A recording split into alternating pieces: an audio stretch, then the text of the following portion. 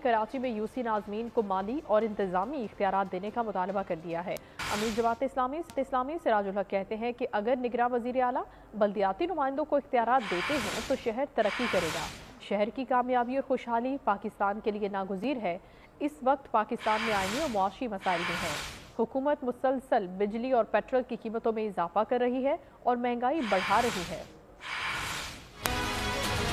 अब तक ये इख्तियारात मुंतकिल नहीं हो गए। इस वक्त निगरान हुकूमत है। सुबह में जस्टिस बाकर साहब से तालिबा करता हूँ कि टाउन चेयरमैन्स को और यूसी नाज़मीन को इख्तियारात मुंतकिल करे, माली इख्तियारात भी और इंतज़ामी इख्तियारात भी, ताकि ये शहर तरक्की करे, ये शहर आगे बढ़े।